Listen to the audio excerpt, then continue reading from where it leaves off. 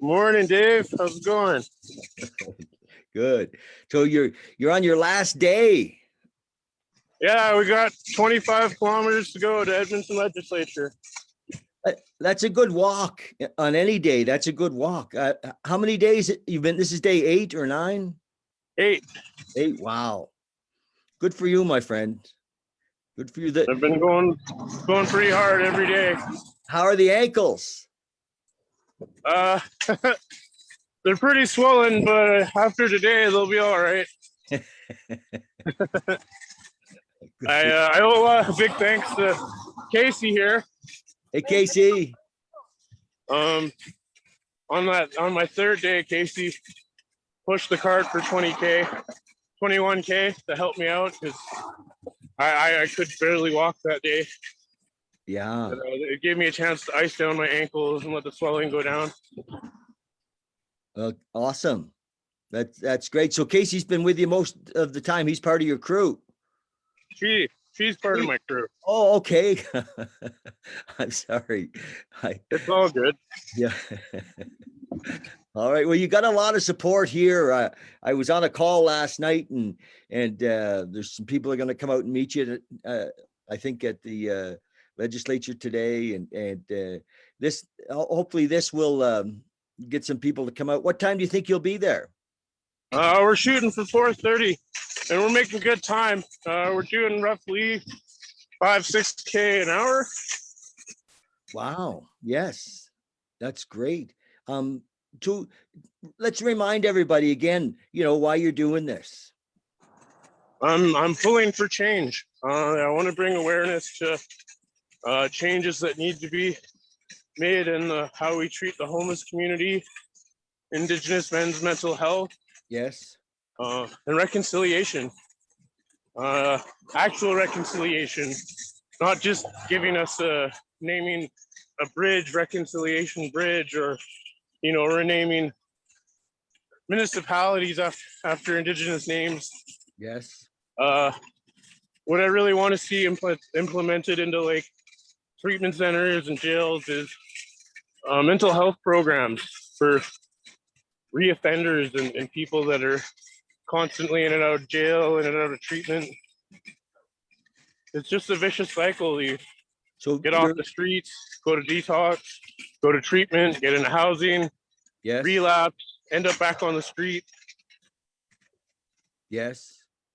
So I have a question about that. So with the treatment centers and stuff like that, do you think it would be, of course we need more, but more treatment centers that are more traditionally based, with the Aboriginal community, like Sunrise was or is, or like that. But if they're going to create more, not just implement traditional healing, but also trauma therapy.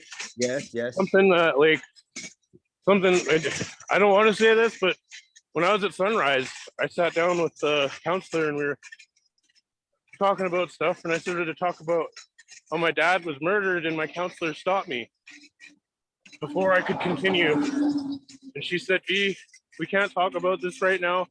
I am not trained for this kind of therapy.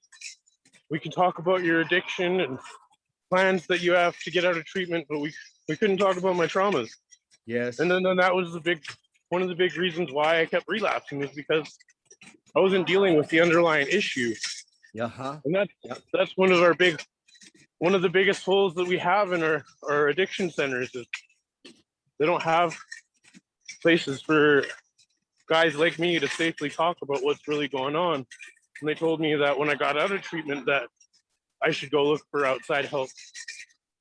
But when I got out of treatment, I had to go back to work. So yeah, I hear you. Like I really hear you. I know that in my own case, after 40 years in recovery, that I'm just starting to do that work now.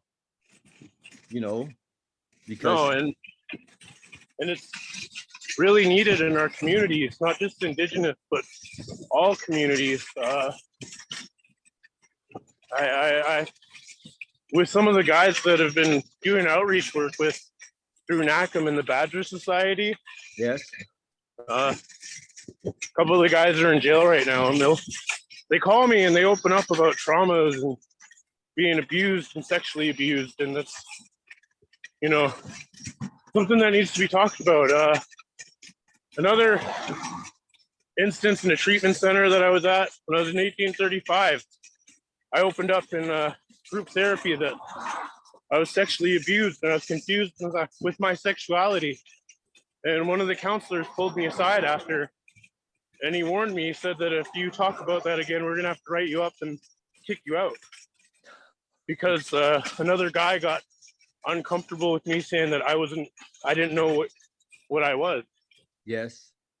And they told me if I wanted to, I could go to CC4MS. I went to CC4MS, and they told me because I have armed robbery on my record and assault that they couldn't help me because of insurance liabilities. So eventually I relapsed out of 1835, and I continuously relapsed. And I mean, you saw it. Yeah, I did. But I've gotten some great therapy, EMDR, emotional management, trauma therapy. And with the Badger Society, I want to create a men's support group where guys can come together and like express their anger and frustration, and I guess in a safe environment where people aren't going to judge them. Yeah. And, you know, after they're done expressing what they feel, we're going to go out and we're going to help people. Yes. We're going to talk about what's bothering us, and then we're just going to go out. We'll go buy a couple packs of smokes, and we'll go walk around downtown buying the houseless community coffees and giving them smokes. Yes. Because that kind of, in the indigenous communities, that's what we call good medicine. It is good medicine, of course. Yes. You know, in the 12-step community, we call that good medicine too. You know, it is. Yeah, good. And that's what I really want to do, and that's what's been keeping me sober through, you know, meetings being shut down. Yes. What about bare necessities? Pardon? What about bare necessities? You wanted to talk about? Yeah, the bare necessities. Yeah, is going to be an outreach program for people transitioning from homelessness, from incarceration into detox, into treatment. If they're getting out of provincial jail, we're going to be there for when they get out of provincial jail, and we're going to help close them, help with stuff that they need. Because I've done that so many times. I've gone to detox straight off the street, straight out of Alpha House and the drop-in center. And it was embarrassing because the first time I went to Renfrew, I went from the DI and I had clothes that I'd been wearing a few days that were smelling really foul. And the nurses told me that they had to throw away my socks and my underwear because they're really disgusting and I'd been on a bender. So, and the shame that I felt, I don't ever want anyone to feel that shame. So I want to be there for when people have to go through that. Yes. Because it's needed. And when people from the streets go to detox, I want them to call it bare necessities, and we're gonna drop off a duffel bag, socks, underwear, sweats, t-shirts, anything that you're gonna need to get through those 5 days of detox or 7 days, whatever it is. And then once we get confirmation that you're going to treatment, we're gonna take you clothes shopping. Right now, we're not like completely at buying new clothes yet, but when we get further, like more donations and more built up and established, we're gonna have duffel bags ready with clothing and everything ready to go. So we can just go drop it off while they're waiting. Let them know that we're gonna be there every step of the way. When they get into treatment, when they get out of treatment into transitional housing, I wanna be there with bare necessities. Another story was when I first moved to Calgary and I got a drywall job, and I bought a bunch of carpentry tools. And I bought a carpentry tool belt, and I had all these drywallers, you know, calling me dumb and making fun of me for having a carpentry belt. And they're like, why didn't you fucking just go buy all this stuff? And I felt really, really embarrassed. Yes. So I was like, I was just excited to go buy tools, and I went and bought all these tools that I didn't need. They told me that, you know, I could have asked someone, but I was too ashamed. So now I want to be there for guys when they're getting out of treatment and in transitional. If they tell us they got a job coming up and this is what they need, we're gonna help them. We're gonna help them buy the tools that they need, clothes that they need. If they have the money for it, we're just gonna be like, cool. Well, this is a list of the tools that you need in carpentry, electrical, cooking, because it's all the stuff that I didn't have. Yes. Yeah. Yeah. Can I say something? Yeah. You know, we talked about Sunrise in 1835, and I know you've also been to Simon House and the DI, the Drop-In Center, and Renfrew and Alpha House, and these are all, you know, places where, and your journey that you've been through, and although they all fall short, in many ways, you know, I think they're doing as best they can with what they have to work with, and you know, no, well, I'm not trying to diss them. I'm just saying this is what you could do to improve. Yeah, to raise your. I hear that, because their recovery rates are low. Yeah. I've been researching treatment centers, and I've like 5% of the people that come out of 1835, Simon House, Dream Center, Sunrise, they all relapse within a certain amount of time. I'm not trying to bash these people. I'm just saying, this is what you need to do to fix your program. Yeah. This is what you need to do to up your recovery rate. Well, and you have an amazing view because you've been in, you know, there in all of them, and now you have recovery. You know, now you've got some time in, and this is something that you're thinking about all the time. So, you know, and it's great that you're not just sitting back talking about it. You're actually doing something. You're bringing awareness to this. It's beautiful, Vee. It really is. Well, I want to bring the Badger Society to these men's treatment centers. Yes. I want to, you know, if those men want to join the Badger Society, we're going to have, you know, protocols, and they're going to be coming out, and we're going to be, you know, doing our own group meetings, and we're going to be doing our own, you know, outreach work. And it's going to give men that sense of purpose, that warrior identity, because in indigenous communities, that's what warriors do. We take care, we hunt, we fish, we provide for the community. Yes. It's a sense of purpose that we're missing, not just dealing with trauma, but we get sober and then we get so caught up in working and trying to live a normal life that we forget to give back. Yes. And we forget where we came from. I hear you. You know, and there's no end to this work. There's there's no end to it, right? It's endless. There's so many people that need what you're talking about. Yeah, and that's what I plan on doing with all of this, is just seeing where I can implement it. The treatment centers want me to implement Badger Society there.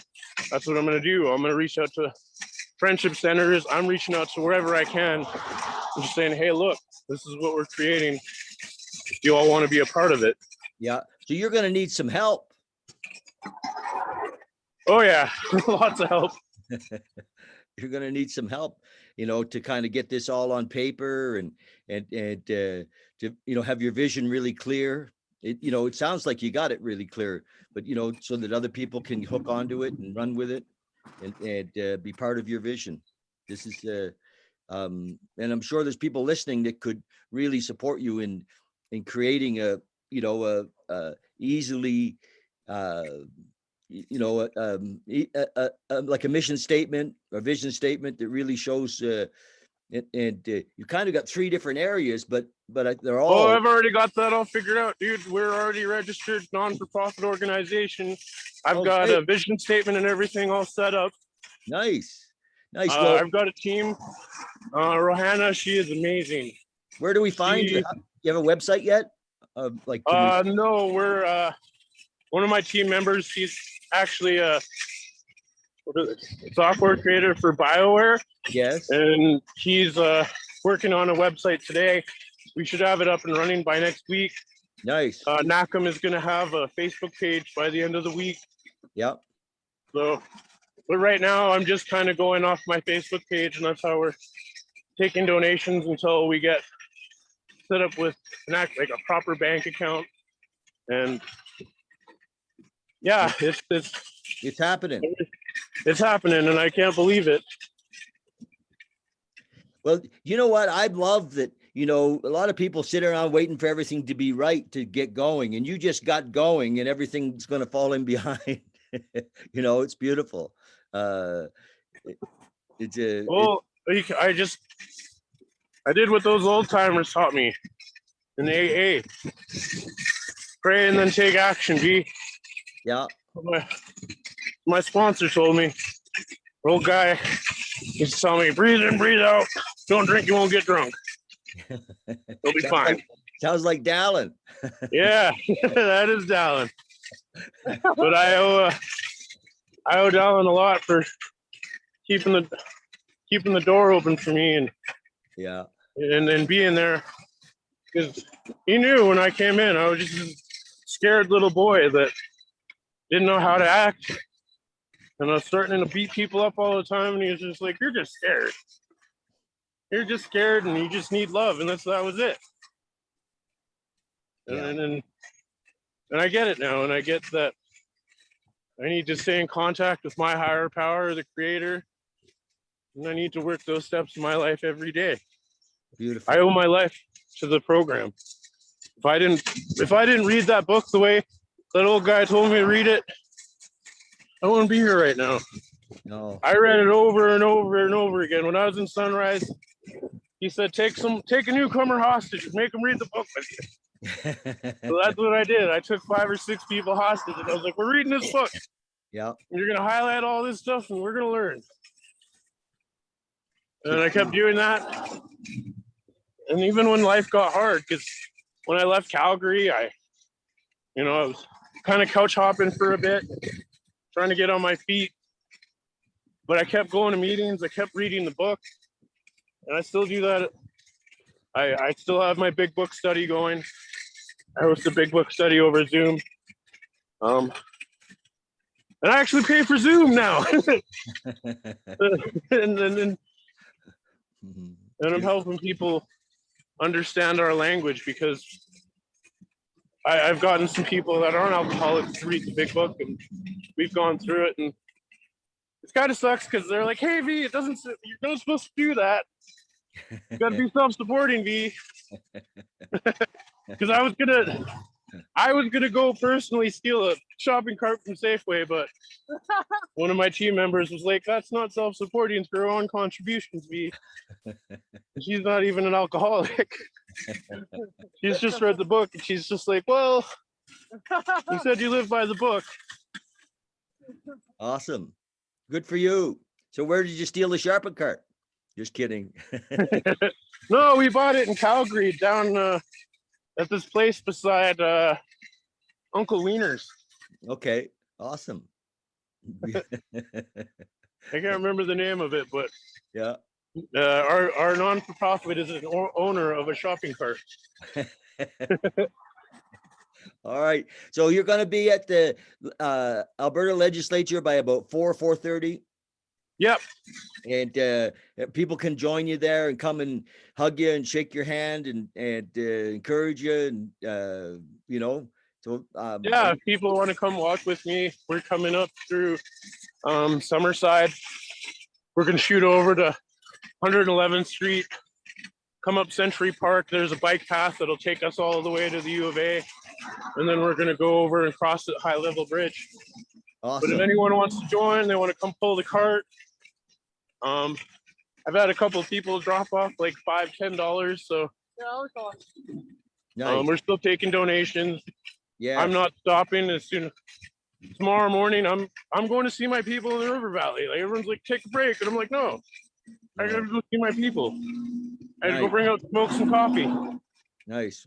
Well, Vee, we love you and support you, and lots of people in Calgary are really behind you. That the video that we did a few days ago got tons and tons of views and comments, and So, maybe in a week or two, we can do a follow-up just to see how you're making out and what's happening now. Thank you. All right, brother. Love you. Be safe out there. Thanks, man. I'll chat with you later. All right. Thank you. Bye-bye. All right, I'll see you later, bro.